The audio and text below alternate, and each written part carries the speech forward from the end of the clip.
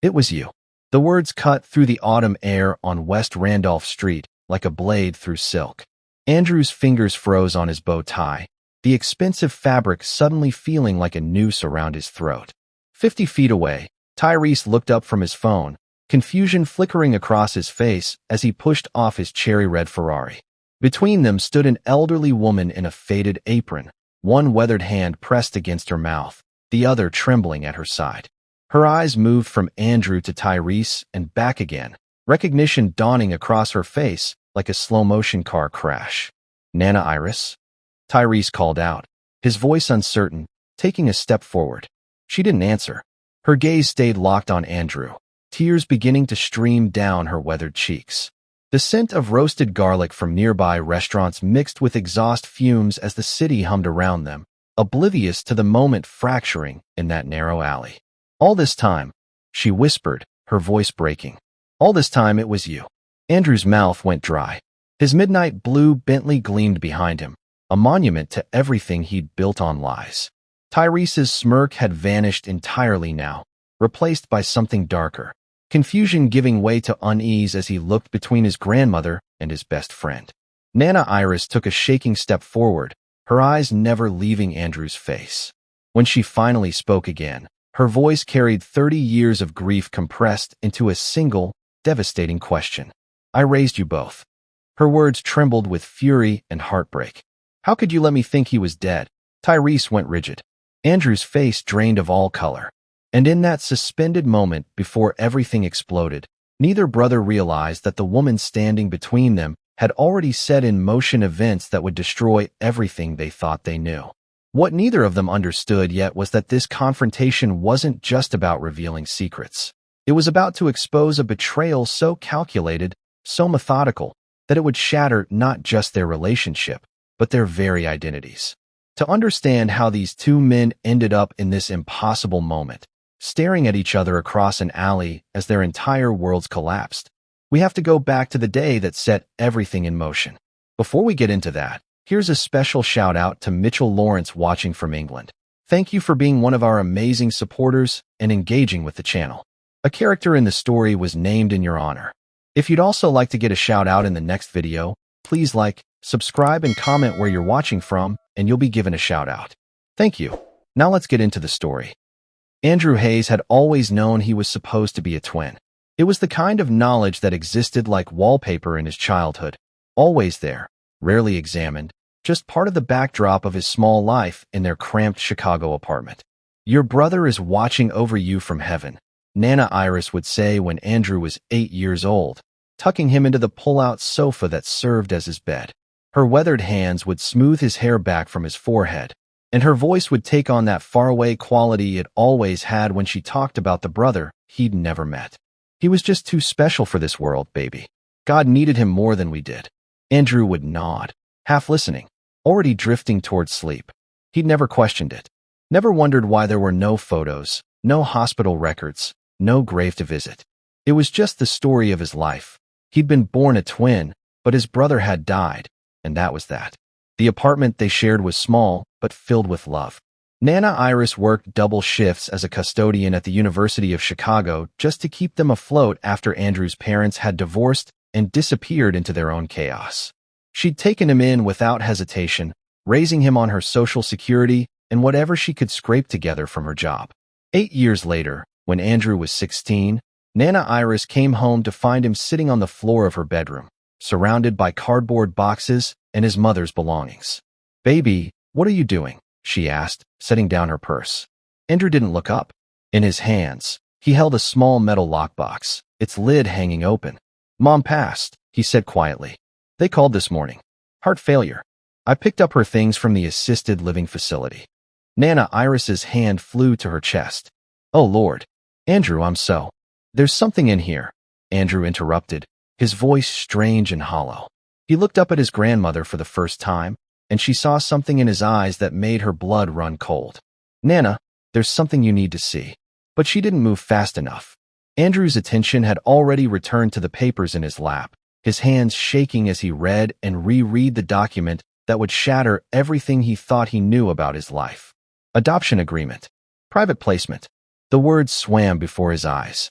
$50,000 payment received in full. Birth mother, Michelle Hayes. Child, baby boy Hayes, twin B. Adoptive parents, Richard and Catherine Mitchell. New name, Tyrese Mitchell. Lincoln Park address. Andrew, let me explain, Nana Iris started, reaching for the papers. You knew? His voice was barely above a whisper. You knew he didn't die. Baby, I didn't. I swear to you, I didn't know until. When? Andrew stood abruptly, the papers clutched in his fist. When did you find out? Nana Iris's silence was answer enough. Get out, Andrew said, his voice breaking. Please. I need you to leave me alone right now. She hesitated, tears streaming down her face, but eventually she backed out of the room, closing the door behind her. Andrew waited until he heard her footsteps fade before he collapsed onto the bed, his entire body shaking with sobs he couldn't control. His brother was alive, had been alive this entire time, living in Lincoln Park, one of the wealthiest neighborhoods in Chicago, while Andrew and Nana Iris scraped by in a one-bedroom apartment in Inglewood. His mother had sold his twin brother for $50,000 and kept him, the easier one, the quieter one, the one she could manage before she eventually abandoned him too. Hours later, after Nana Iris had gone to work her night shift, Andrew sat at the small kitchen table with his laptop open. It took less than 20 minutes to find him. Tyrese Mitchell, age 16, student at the Latin School of Chicago, one of the most prestigious private schools in the city. The yearbook photos were available online. A smiling boy who looked exactly like Andrew, but different somehow. Confident, polished, expensive haircut, expensive clothes, expensive life. Andrew clicked through photo after photo. Tyrese on the lacrosse team. Tyrese at some charity gala with his adoptive parents. Tyrese on a yacht somewhere tropical. Every image was a knife twisting deeper into Andrew's chest. The next day, Andrew called in sick to his part-time job at Walgreens and took the L up to Lincoln Park. He stood across the street from the Latin School of Chicago, hands shoved in the pockets of his worn jacket, watching as students poured out of the building at dismissal. And then he saw him, Tyrese Mitchell, laughing with a group of friends, swinging a designer backpack over his shoulder as he headed toward a black Mercedes where a driver waited. He looked so carefree, so unburdened by the kind of worries that kept Andrew up at night. How to pay for college, how to help Nana Iris with rent, whether he'd be able to afford lunch that week. Andrew watched his twin brother climb into that Mercedes and drive away, and something cold and hard settled into his chest. This boy had everything that should have been Andrew's, not because he'd earned it, but because their mother had made a choice, because someone had decided one twin was worth more than the other. That night, Andrew carefully folded the adoption papers and placed them back in the lockbox. He slid it under his bed and lay there in the darkness, staring at the water-stained ceiling. He wouldn't tell Nana Iris what he'd found. He wouldn't confront his brother. Not yet. But he would remember. He would remember every detail of what had been stolen from him. And someday, somehow, he would make it right. The question Andrew couldn't answer that night, the question that would haunt him for years, was what making it right actually meant. Have you ever discovered a family secret that completely changed how you saw your life? Something that made you question everything you thought you knew about your family, your identity, or your place in the world? Drop a comment below and share your story. I read every single one, and I'd love to hear from you. 6 years passed, and Andrew Hayes learned to live with the weight of what he knew. He carried it like a stone in his chest, heavy, cold, and constant. While other 22-year-olds were figuring out their majors and going to parties, Andrew was stocking shelves at the Jewel-Osco on South Halsted Street from 11 at night until 7 in the morning, then catching the red line up to community college for his business classes. He'd sit in the back row of Economics 101, eyes burning from exhaustion, his Jewel-Osco name tag still clipped to his shirt because he'd rushed straight from work. The other students would filter in with their Starbucks cups and North Face jackets, complaining about being tired after staying up late watching Netflix. Andrew never complained. He just took notes and studied harder than anyone else in the room. But late at night, during his breaks at Jewel-Osco, sitting in the fluorescent-lit break room with its ancient microwave and sticky tables, Andrew would pull out his phone and scroll through Tyrese Mitchell's Instagram account. The contrast was almost comical in its cruelty. While Andrew was mopping floors and restocking cereal, Tyrese was posting photos from a yacht off the coast of Santorini.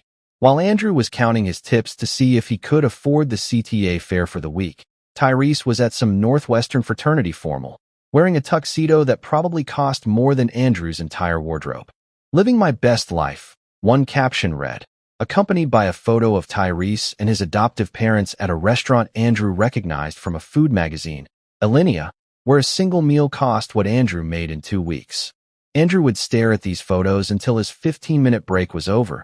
Then he'd put his phone away, stand up, and go back to work. The resentment grew like a vine, wrapping around his heart, squeezing a little tighter with each passing day. But Andrew was patient.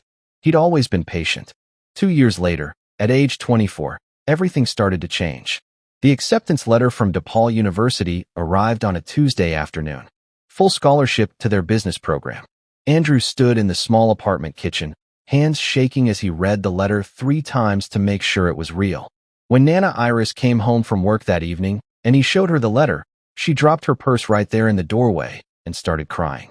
"Oh, baby," she sobbed, pulling him into a hug that smelled like industrial cleaner and lavender lotion. "I'm so proud of you. So proud." Andrew hugged her back, feeling the familiar mix of love and guilt that always came when he thought about what he was hiding from her. She didn't know he'd found the adoption papers. She didn't know about the Instagram stalking, the careful tracking of his brother's life. She thought he was just her good boy, her success story, proof that hard work and determination could overcome anything. She had no idea what he was planning. That same year, while Andrew was celebrating his acceptance to DePaul, Tyrese Mitchell's world fell apart. It was all over the news. A private plane crash in Colorado, Richard and Catherine Mitchell among the 6 casualties. Mechanical failure, the reports said. No survivors. Andrew was restocking the dairy section at Jewel-Osco when his phone buzzed with the news alert. He stood there in aisle 7, holding a gallon of milk, reading the article twice. Then he opened Instagram. Tyrese's most recent post was from 3 hours ago. "Can't believe they're gone. Mom and Dad, I love you so much. I don't know how to do this without you." The post had thousands of comments. People offering condolences, sharing memories, promising they were there for him. Andrew scrolled through them all, his face expressionless. The follow-up news stories detailed the estate. Multi-million-dollar properties. Investment portfolios. A trust fund. Tyrese Mitchell, now 24 years old, was set for life. Grief-stricken, certainly. Devastated, probably. But financially secure in a way Andrew would never be. Andrew set down the milk, walked to the break room, and sat there for 10 minutes, staring at the wall. When his manager asked if he was okay, Andrew just nodded and went back to work. 2 years later, at 26, Andrew walked across the stage at DePaul University's graduation ceremony. Nana Iris was in the audience, beaming so hard her face looked like it might crack. She'd taken the day off work, something she rarely did, and wore her best dress, the navy blue one she saved for church. Andrew Michael Hayes, Bachelor of Science in Business Administration, summa cum laude, the announcer called. The applause was polite and scattered. Andrew accepted his diploma, shook the dean's hand, and smiled for the photographer. But his mind was elsewhere. That evening, back at the apartment, after Nana Iris had gone to bed exhausted and happy, Andrew sat at the small kitchen table with his laptop open. He'd been preparing for this moment for months. Every detail had to be perfect. He created a new LinkedIn profile. Not Andrew Hayes from Englewood. That person wouldn't get a second glance from someone like Tyrese Mitchell. This was Andrew Sterling, business consultant, MBA from a mid-tier program no one would bother to verify, previous experience at firms that had gone under and couldn't be fact-checked. He used a professional headshot he'd paid $50 for at a career fair. He crafted a biography full of buzzwords and vague accomplishments.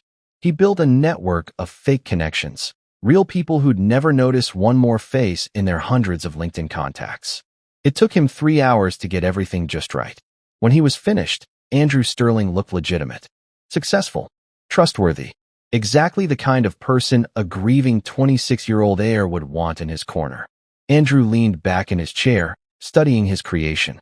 On the screen, Andrew Sterling smiled back at him, confident, polished, false. Somewhere across the city, in a Streeterville penthouse, Tyrese Mitchell was probably scrolling through his own phone, still posting memorial photos of his adoptive parents, still processing his grief, still completely unaware that his twin brother was coming for him.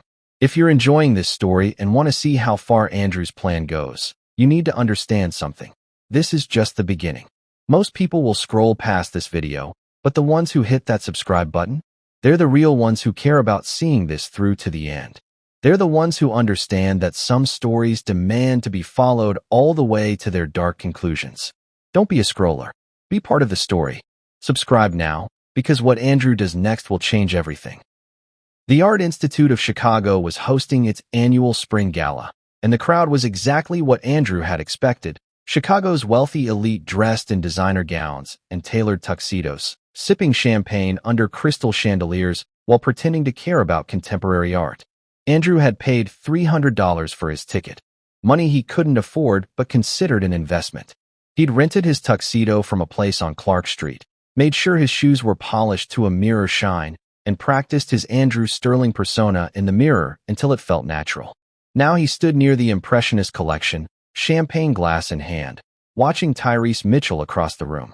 His twin brother looked different in person than he did on Instagram. A little thinner, shadows under his eyes that even the gallery's flattering lighting couldn't hide. It had been 8 months since the plane crash, and grief still clung to him like a second skin. Andrew waited. Patience was his greatest weapon. Finally, Tyrese stepped away from his group, moving toward the bar for a refill. Andrew timed his approach perfectly, arriving at the bar just as Tyrese did. "Excuse me," Andrew said, reaching for a champagne flute at the same moment Tyrese did. Their hands touched briefly, and Andrew pulled back with an apologetic smile. "Sorry about that." "No worries," Tyrese replied, his voice exactly like Andrew's own. Same pitch, same rhythm. It was disorienting in a way Andrew hadn't anticipated. "Great event," Andrew continued, committing to the conversation. "Though I'll admit, I'm more interested in the networking than the art." Tyrese laughed, a short, tired sound. "Honest. I appreciate that. Everyone here keeps telling me how moving the exhibit is, and I can't even." He trailed off, shaking his head. "Sorry, you don't need to hear that. You're Tyrese Mitchell," Andrew said, as if he'd just made the connection. "I read about your parents. I'm so sorry for your loss." Tyrese's expression tightened. "Thank you. It's been difficult. I'm Andrew Sterling." Andrew extended his hand, feeling the surreal weight of shaking hands with his own twin brother. "Business consultant. I work with people managing sudden wealth transitions, inheritances, mostly." It was a calculated lie, delivered at the perfect moment. Tyrese's eyes flickered with interest. Could I get your card?" Tyrese asked. "I'm kind of drowning in all the financial stuff right now. My parents' attorney keeps sending me documents I don't understand, and He stopped, embarrassed. "Sorry, I'm oversharing." "Not at all," Andrew said smoothly, pulling out one of the business cards he'd had printed. "I'd be happy to help. Why don't we grab lunch sometime this week?" No charge for an initial consultation. 3 days later, they sat across from each other at RPM Italian on West Kinsey Street. The restaurant was sleek and modern, all dark wood and Edison bulbs. Tyrese had suggested it, and Andrew had agreed despite knowing the prices would wipe out most of his paycheck. "So your parents left you a pretty substantial estate," Andrew said, cutting into his chicken parmesan. "Real estate holdings, investment portfolios, the penthouse." "Yeah," Tyrese said, pushing pasta around his plate. "It's overwhelming. I never paid attention when they talked about money stuff. I figured I had time to learn, you know?" "That's completely normal," Andrew assured him. "Most people your age aren't thinking about estate management. But you're in a unique position, and with the right guidance, you could turn what you've inherited into something even more substantial." Tyrese looked up, something like hope flickering across his face. "You really think so?" "Absolutely. I've seen it before. Young inheritors who take control of their assets early, make smart decisions. They set themselves up for life." Andrew leaned forward, his voice dropping into that confidential tone that suggested intimacy and trust. "The key is having someone in your corner who understands the landscape, who can help you navigate without taking advantage." "Everyone wants something," Tyrese said quietly. "Since my parents died, I can barely tell who's a real friend anymore." Andrew felt a flicker of something. Guilt, maybe, or its distant cousin. He pushed it down. "I get that. Trust is earned, not given. So here's what I propose. Let me look at your portfolio, no strings attached. I'll give you my honest assessment, some recommendations, and then you decide if you want to work together. Fair. That's really generous, Tyrese said, and the gratitude in his voice made Andrew's chest tighten. Can I ask why you're being so nice to me? We just met. Because I know what it's like to lose people, Andrew said, which was true enough. And because helping people is why I do this work. The money's nice, but the real satisfaction comes from knowing you made someone's life better. The lies came so easily now, sliding off his tongue like silk. 2 hours later, Andrew was standing in Tyrese's Streeterville penthouse, trying not to let his face show what he was feeling. Floor-to-ceiling windows overlooked Lake Michigan. The kitchen had marble countertops and appliances Andrew couldn't even name. The living room was bigger than Nana Iris's entire apartment. This should have been his. Half of this, at least. Sorry about the mess, Tyrese said, though the place was immaculate. I've been meaning to organize all these documents, but… He gestured to a desk covered in folders. It's a lot. That's what I'm here for, Andrew said, moving to the desk. May I? Please. Tyrese waved him forward. I trust you. Those 3 words hung in the air between them. I trust you. Complete, unquestioning trust from a vulnerable, grieving young man who had no idea he was inviting a viper into his home. Andrew spent the next 3 hours reviewing documents, asking questions, and carefully mapping out every asset Tyrese owned. By the time he left, he had a complete picture of his twin brother's financial life and a dozen ideas for how to dismantle it. That night, back in his modest Bridgeport apartment, Andrew sat on his second-hand couch with his phone in his hands. He'd taken a selfie with Tyrese before leaving. For my records, he'd said with a smile. Now he stared at that photo. 2 identical faces, side by side, smiling. Brothers who didn't know they were brothers. One with everything, one with nothing, both completely unaware that the game had just begun. Andrew's phone buzzed with a text from Tyrese. Thanks again for today. I feel like I've known you my whole life. Weird, right? Andrew stared at those words for a long moment. Then he typed back. Not weird at all. I feel the same way. He sent the message and set his phone down, a smile playing at the corners of his mouth. The terrible irony of Tyrese's words wasn't lost on him. In fact, it made everything feel almost poetic. If you were Andrew in this moment, sitting there with all that trust placed in your hands, could you go through with it? Could you systematically destroy someone who'd done nothing wrong except have the life that should have been yours? Or would you tell him the truth, that you're his brother, that you were separated at birth, that everything he knows is a lie? It's easy to judge from the outside, but what would you actually do? Let me know in the comments below. I genuinely want to know where you draw the line. 5 years. That's how long it took for Andrew to systematically dismantle everything Tyrese Mitchell had inherited. It started small. Innocent suggestions over dinner at Gibson's Bar and Steakhouse. You know, Tyrese, tech startups are hot right now. I know a guy who's looking for investors in this AI company. Ground floor opportunity. The AI company folded within 18 months. Tyrese lost $200,000. These things happen, Andrew had said, squeezing his brother's shoulder sympathetically. That's why diversification is key. Let me introduce you to some other opportunities. The other opportunities were equally disastrous. A real estate development project in Indiana that turned out to be built on contaminated land. A cryptocurrency venture that was essentially a pyramid scheme. Each investment came with Andrew's stamp of approval, his confident assurances that this was the smart move. Then came the poker games. Andrew had mentioned them casually one night after a few drinks at a bar in Wicker Park. There's this underground club in the Loop, he'd said. High-stakes poker. Very exclusive. I could get you in if you're interested. I don't really gamble, Tyrese had replied. It's not gambling when you're good at it. And you'd be surprised how much business gets done at those tables. Networking, connections, it's where real deals happen. Tyrese had started going once a month, then once a week, then twice a week. Andrew always encouraged it, sometimes joining him, always making it seem like sophisticated fun rather than what it actually was, a slowly tightening noose around Tyrese's finances. The business partners Andrew introduced were even worse. Con artists with polished presentations. Smooth talkers with offshore accounts and non-existent references. Each one took a little more from Tyrese, and each time, Andrew was there with sympathy and another opportunity to recover the losses. By year 3, the Streeterville penthouse was gone. Tyrese had sold it, downsizing to a smaller condo in Lincoln Park. Just makes more financial sense, he told Andrew, though the defeat in his voice was unmistakable.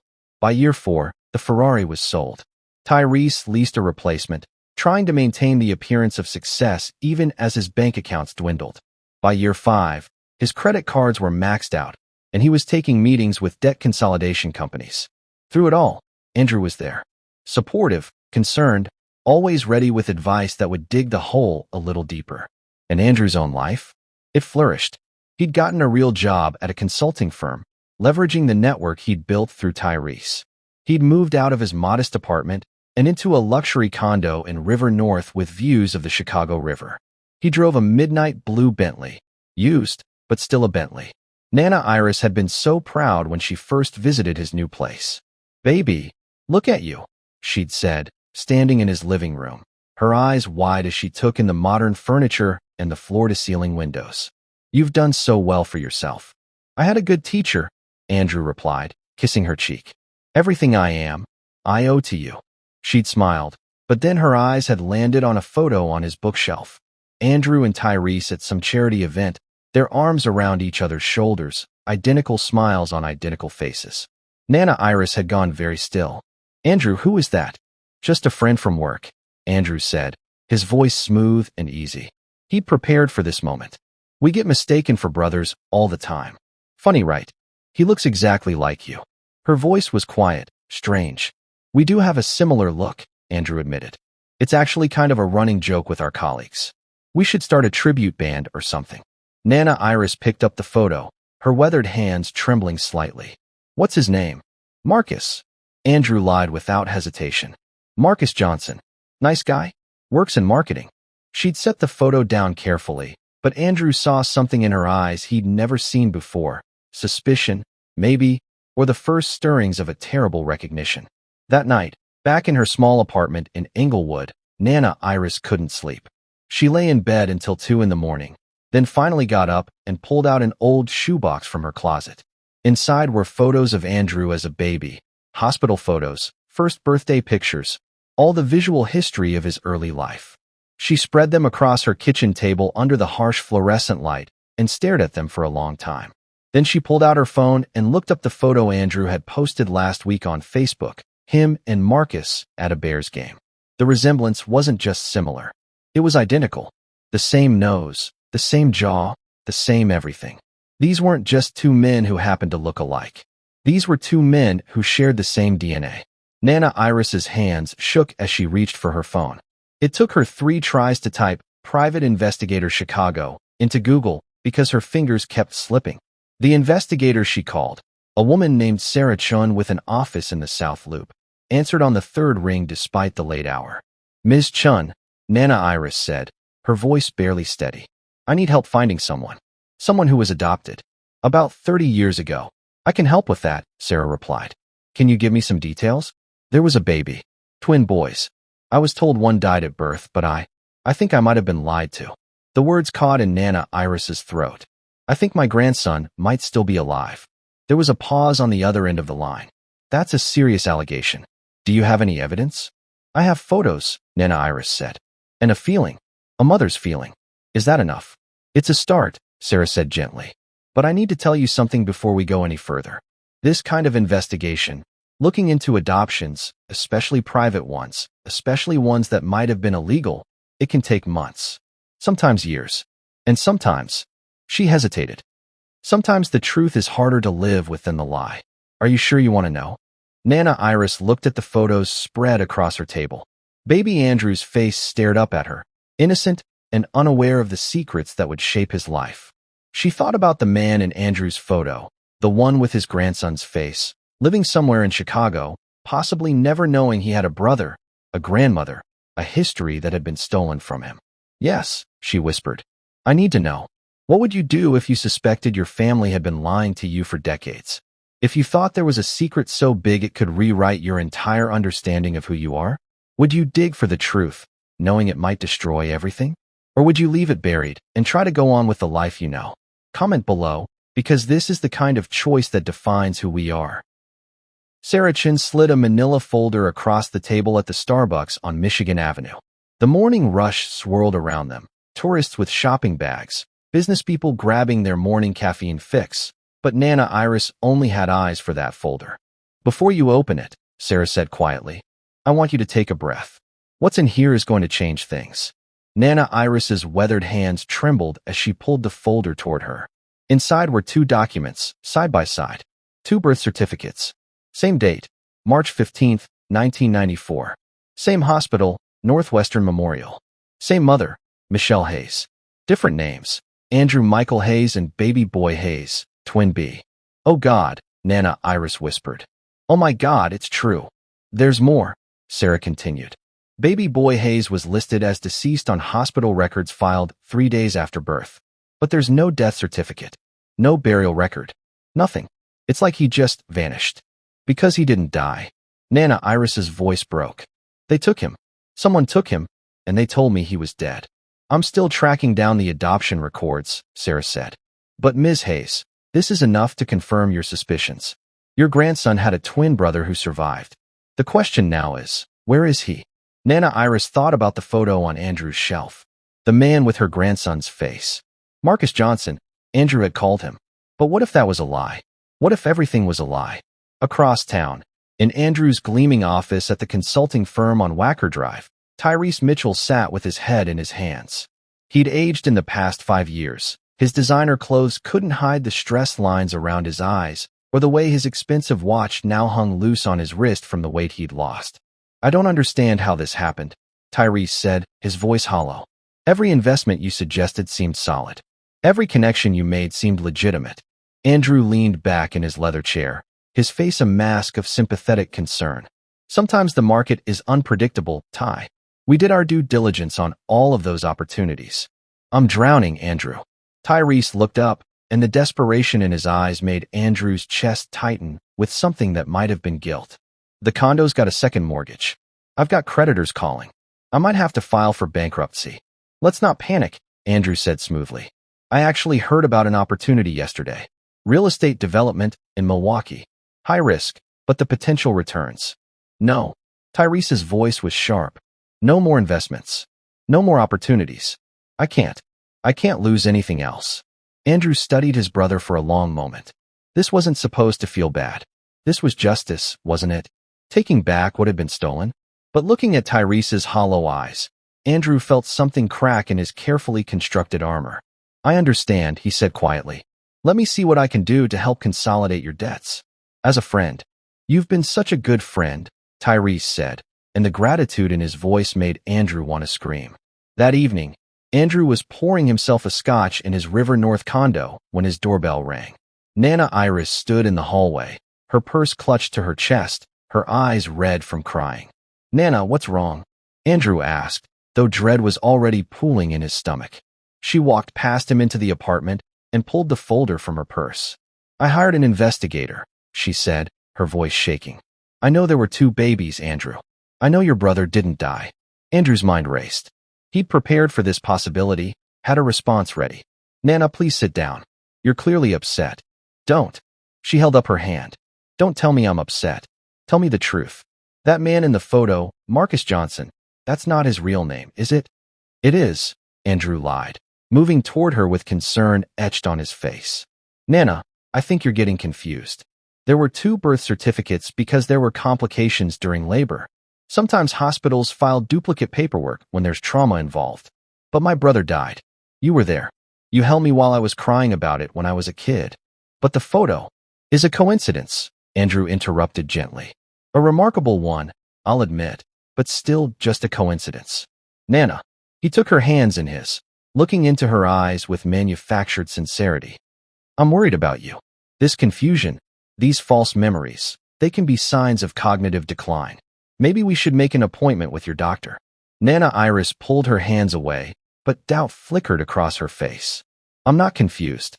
"Of course not," Andrew said soothingly. "But you're not sleeping well. You're stressed about money. I've noticed you've been more forgetful lately. Remember last month when you couldn't remember if you'd paid your electric bill? That was one time. And last week when you called me twice in the same hour asking the same question?" Andrew pressed, hating himself but unable to stop. "Nana, I love you. Let me help you." But this investigation, these theories about conspiracy and hidden brothers, it's not healthy. Nana Iris stared at him for a long moment, and Andrew watched as the certainty in her eyes wavered, replaced by the terrible seed of self-doubt he'd planted. Maybe you're right, she whispered finally. Maybe I'm just tired. 20 minutes later, Nana Iris sat in her car in Andrew's parking garage, crying so hard she could barely breathe. She looked at the birth certificates again, then at her own reflection in the rearview mirror. Was she losing her mind? Was Andrew right about the cognitive decline? No. Her gut told her no. Every maternal instinct she possessed screamed that something was wrong, that Andrew was lying, that her grandson, her brilliant, successful, beloved grandson, was hiding something terrible. She pulled out her phone and called a different investigator, one Andrew wouldn't know about. "This is Nana Iris Hayes," she said when he answered. "I need you to find out everything you can about an illegal adoption that happened 30 years ago, and I need you to do it without telling anyone." 3 weeks later, a thick envelope arrived at Nana Iris's apartment. Her hands shook as she tore it open. Inside was a photocopy of a document that made her blood run cold, an illegal adoption contract, dated March 18, 1994. Birth mother, Michelle Hayes. Adoptive parents, Richard and Catherine Mitchell. Child, baby boy Hayes, twin B, renamed Tyrese Mitchell. Payment, $50,000, received in full. At the bottom of the page, in faded blue ink, was Michelle Hayes' signature. And beneath that, a Lincoln Park address. Nana Iris sat down heavily at her kitchen table, the documents spread before her. Her grandson had a twin brother. His name was Tyrese Mitchell, and Andrew had known about it. The question that haunted her as she sat there in the silence of her small apartment wasn't just why Andrew had kept this secret. It was something far more terrifying. What had he been doing with that knowledge? Stories like this don't get told without people who actually care enough to watch them. If you're still here, if you've made it this far into Andrew's deception and Nana Iris's desperate search for truth, you're one of the good ones. You understand that some stories demand to be seen through to their darkest conclusions. Subscribe right now and prove you're invested in seeing how this ends, because what Nana Iris is about to discover will make everything we've seen so far look like child's play. The repo men worked efficiently, professionally. They hooked up Tyrese's leased Ferrari outside the parking garage on East Ohio Street while a small crowd gathered, phones out, recording every humiliating second for social media. Tyrese stood on the sidewalk, his face pale, his expensive suit hanging a little too loose on his frame. "There's been a mistake," he said to the lead repo agent. "I made a payment last week." "Payment bounced, sir," the man replied without looking at him. "We've been authorized to recover the vehicle. Can I at least get my things from inside?" "You've got 2 minutes." Tyrese climbed into the Ferrari one last time, grabbing his gym bag from the passenger seat and a few scattered papers from the glove compartment. A teenage girl nearby was live-streaming the whole thing, narrating, "And this is why you don't lease what you can't afford, people." Across the street, Andrew Sterling stood in the shadows of a bus shelter, watching. He'd known this was coming.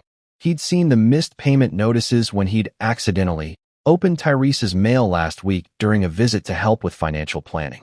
As the tow truck pulled away with the Ferrari, Tyrese just stood there on the sidewalk, looking lost and broken, and Andrew felt something twist in his chest. Guilt. Sharp and unexpected. He turned and walked away before Tyrese could see him, telling himself it didn't matter. This was justice. This was evening the scales. This was...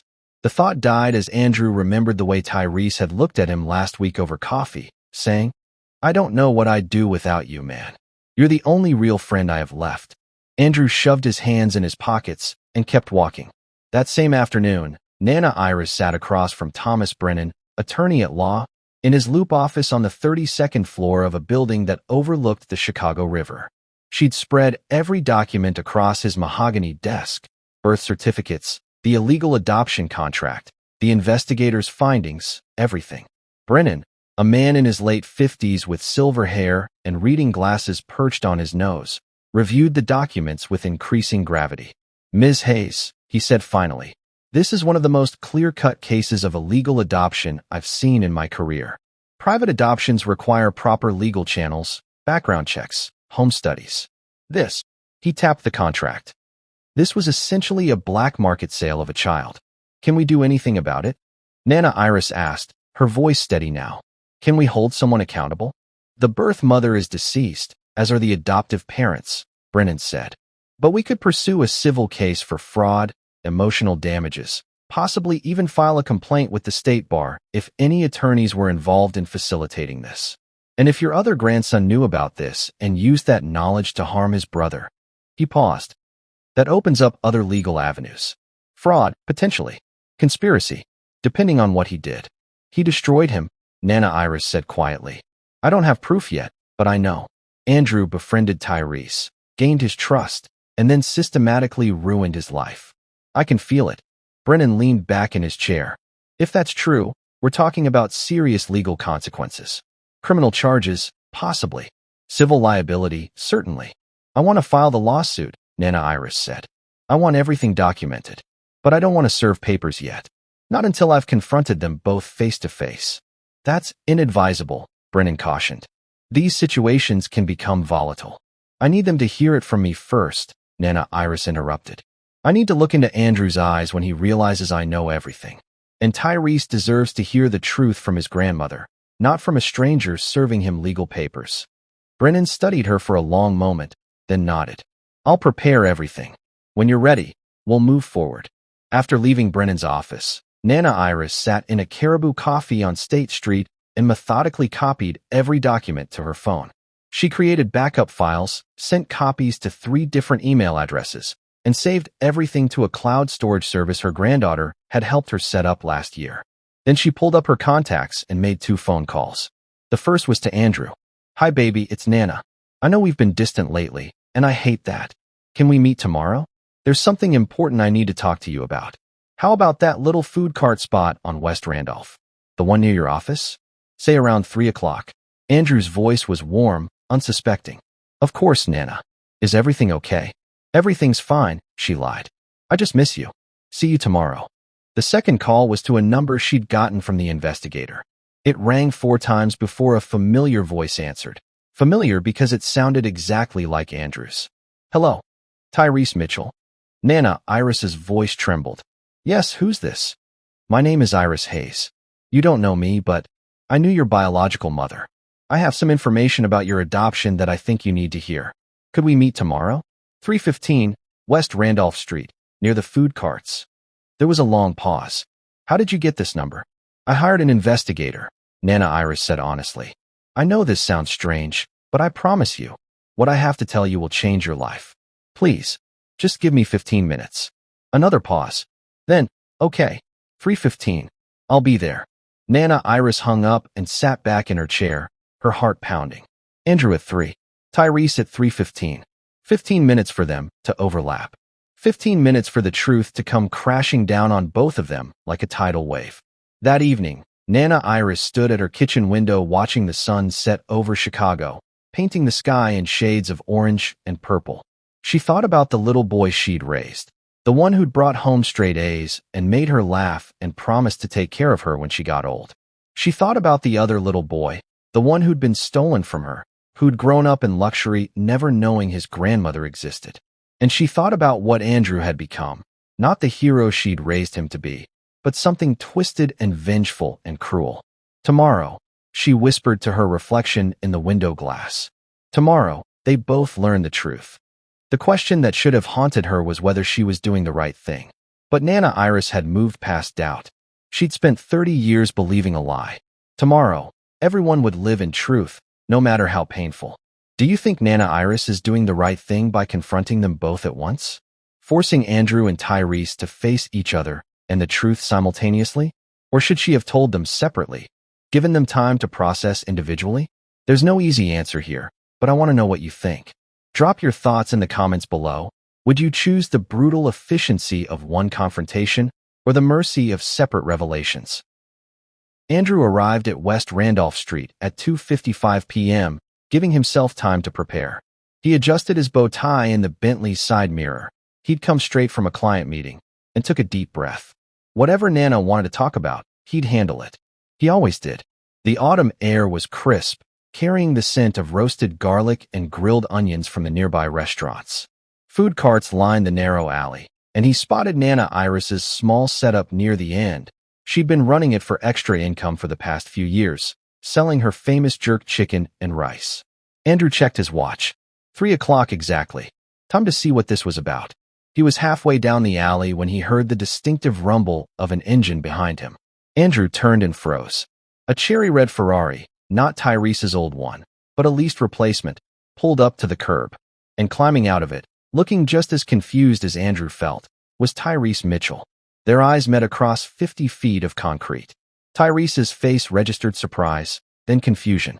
"Andrew, what are you doing here?" Before Andrew could answer, a voice cut through the air like a blade. "It was you." Both men turned. Nana Iris stood between them, one weathered hand pressed to her mouth, the other clutching her faded apron. But her eyes held something Andrew had never seen before. Not confusion, not doubt. Certainty. Cold, terrible certainty. "All this time," she whispered, her voice breaking. "All this time it was you, Nana." Andrew took a step forward, his mind racing. "What's going on? Why did you ask us both?" He stopped. "Wait, you know, Tyrese. I raised you both," Nana Iris said, tears beginning to stream down her weathered cheeks. She looked from Andrew to Tyrese and back again. "How could you let me think he was dead?" The words hung in the October air like smoke. Andrew felt his chest tighten, his carefully constructed world starting to crack at its foundations. Tyrese just stared at the old woman, completely lost. "I'm sorry, ma'am," Tyrese said carefully, "but I think there's been some kind of mistake. I've never met you before." "No mistake." Nana Iris's voice grew stronger, fury replacing grief. "Your birth name was Baby Boy Hayes. You were born March 15th, 1994, at Northwestern Memorial Hospital. You had a twin brother, Andrew Michael Hayes." She pointed at Andrew. "Him." Tyrese laughed, a nervous, uncertain sound. "That's impossible. I was born Tyrese Mitchell. My parents were Richard and Catherine Mitchell. They adopted me as an infant, but I don't have any siblings." "They bought you," Nana Iris said, pulling her phone from her apron pocket with shaking hands. "They paid your biological mother $50,000 in an illegal private adoption. And they told your grandmother, me, that you died at birth." "This is insane," Tyrese said, but his voice wavered. He looked at Andrew. "Andrew, tell her this is crazy. Tell her." But Andrew said nothing. His face had gone pale, all the blood draining away as he stared at his grandmother. She knew. Somehow, impossibly, she knew everything. "I have the documents," Nana Iris continued, pulling up files on her phone. "The birth certificates. Both of you, born the same day, same hospital, same mother. The illegal adoption contract with the $50,000 payment. The investigators report tracing you to the Mitchell family." She held out her phone to Tyrese. He took it with trembling hands, his eyes scanning the screen. Andrew watched his brother's face, because that's what Tyrese was, his brother, as recognition and horror warred across his features. This is real." Tyrese's voice was barely audible. He looked up at Andrew. "We're brothers?" Andrew's mouth opened, but no words came out. "Your mother sold you to save herself," Nana Iris said, her voice thick with 30 years of grief. "Michelle Hayes was desperate, unstable. She kept Andrew because he was quieter, easier to manage. She took the money and told everyone you died. And I believed her. For 30 years, I grieved for a grandson who wasn't dead, who was living 20 minutes away, who I could have known and loved if I'd just been told the truth." Tyrese's hands dropped to his sides, the phone nearly slipping from his fingers. "I don't understand. If this is true, if we're really brothers, then why?" He looked at Andrew, confusion giving way to something darker. "Why didn't you tell me when we met? You've known me for 5 years. We're friends. We're—" He stopped. Andrew saw the moment it clicked. The moment Tyrese started connecting dots that had always been there, just waiting for context. "You knew," Tyrese said slowly.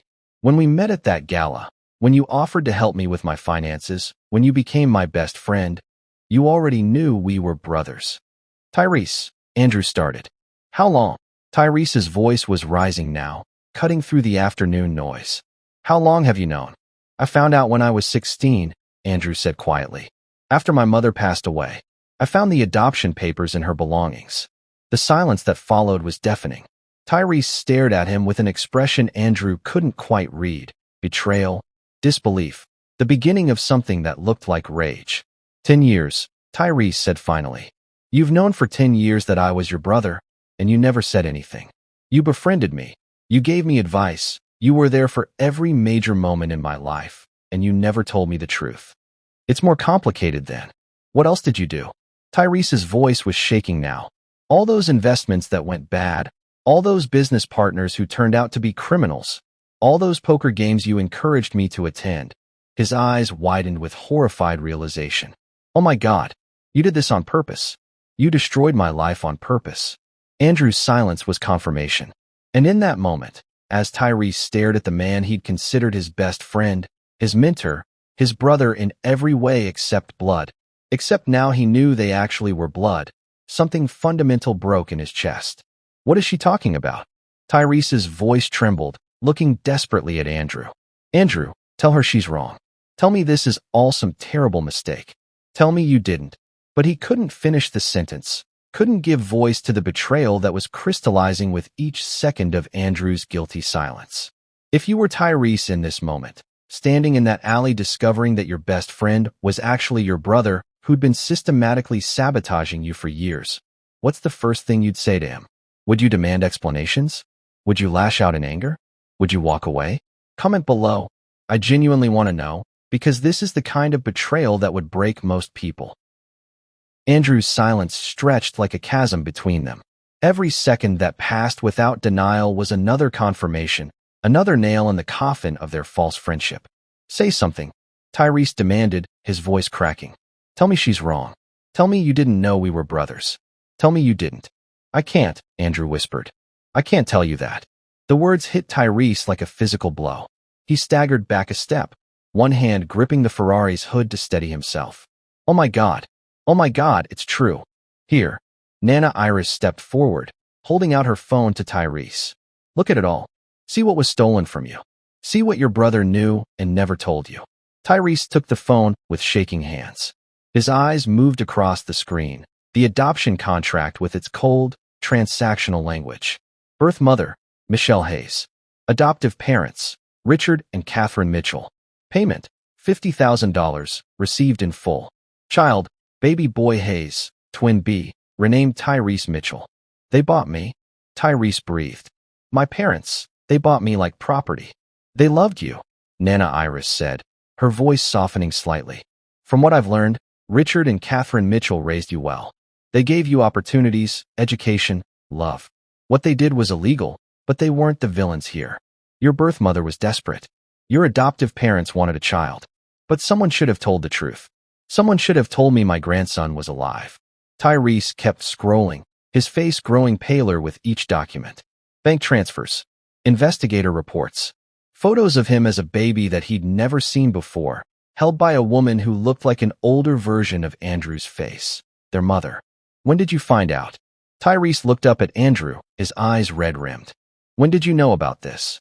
I was 16, Andrew said quietly. I found the papers after our mother passed away.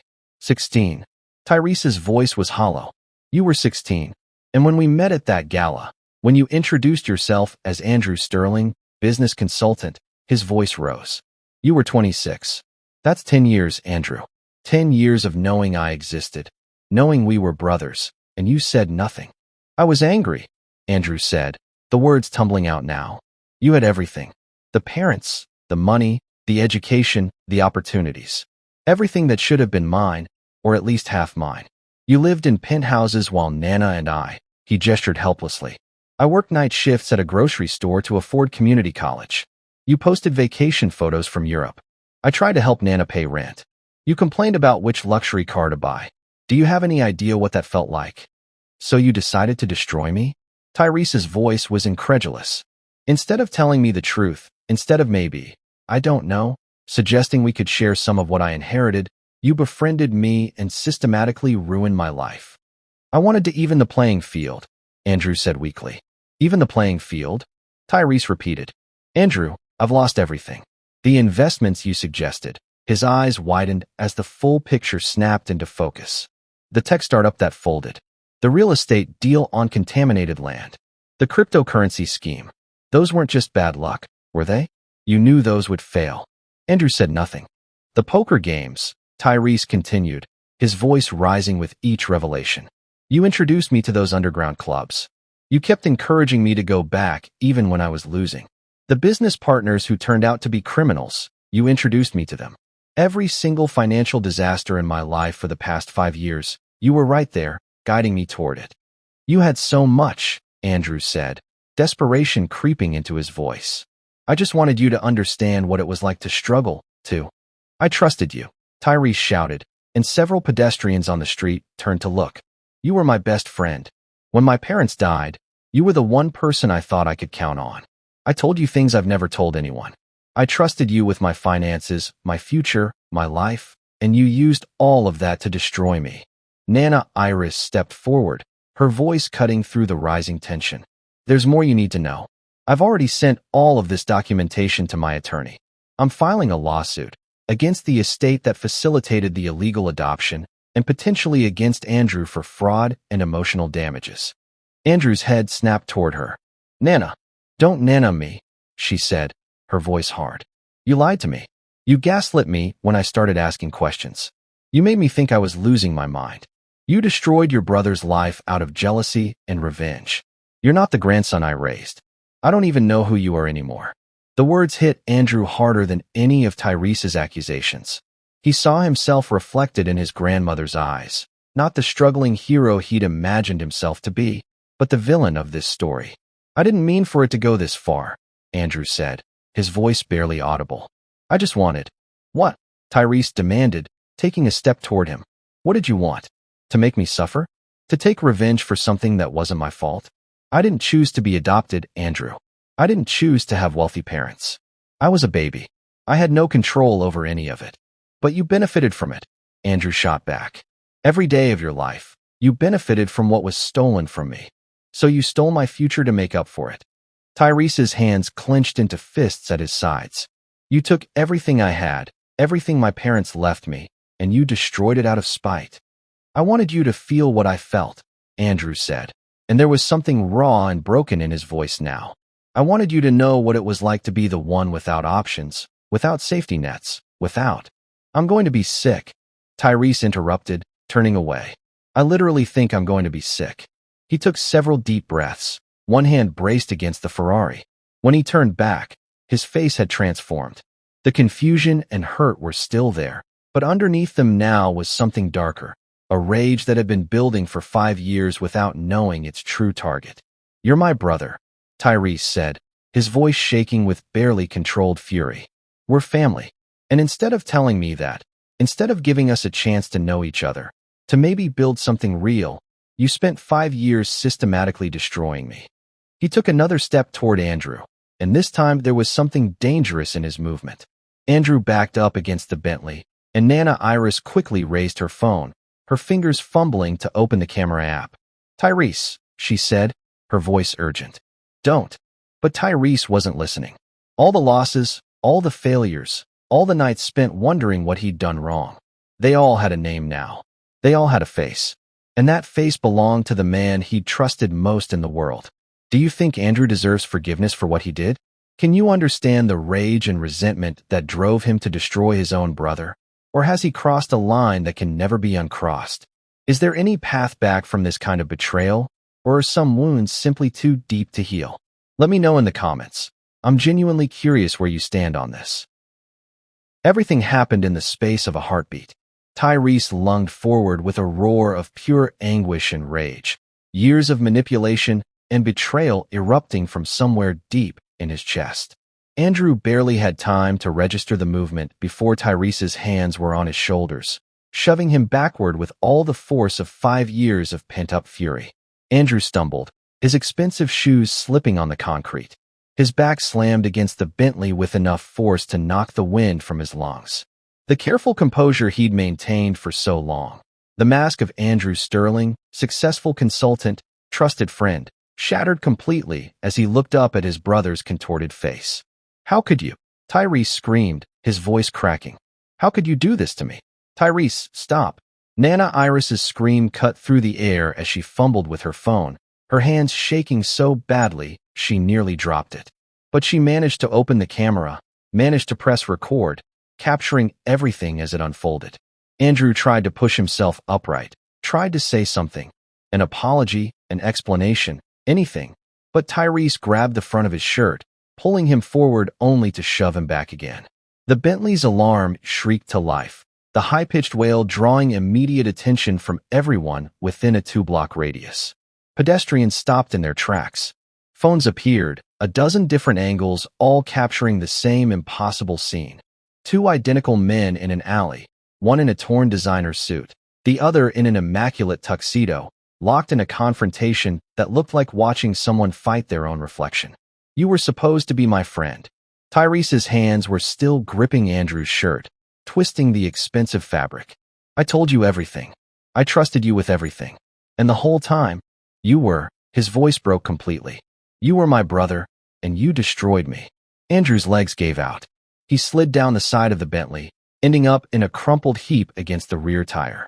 For the first time in years, maybe ever, he had no response, no clever manipulation, no way to talk himself out of the consequences of his actions.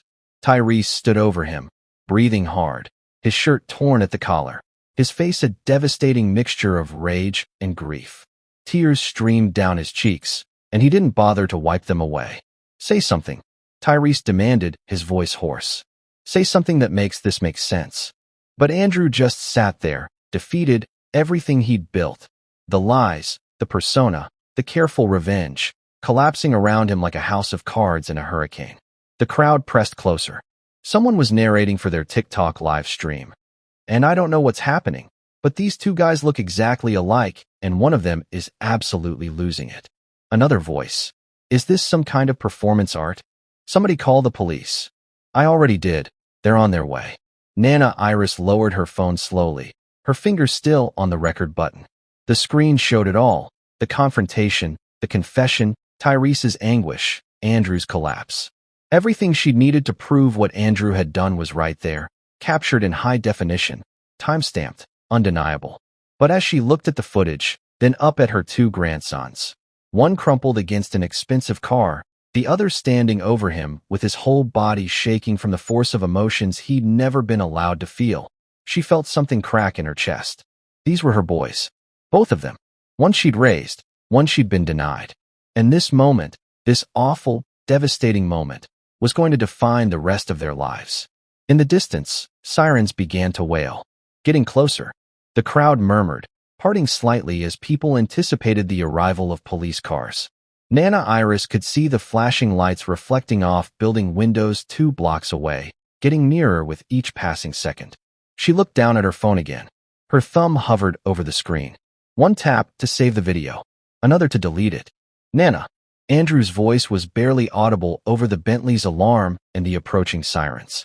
"I'm sorry. I'm so sorry."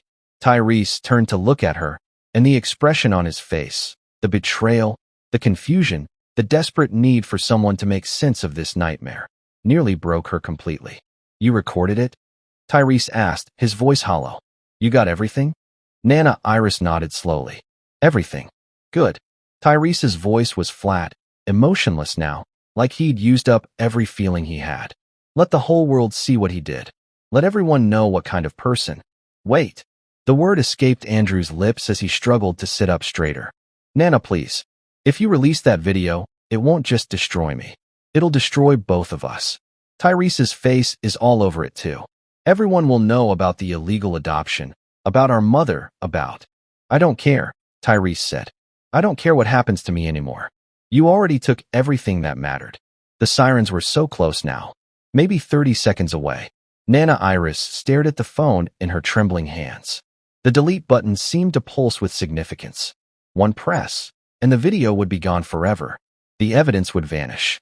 She'd still have copies on her cloud storage, still have the documents for the lawyer, but this moment, this raw, unfiltered moment of truth, would exist only in the memories of the people who'd witnessed it.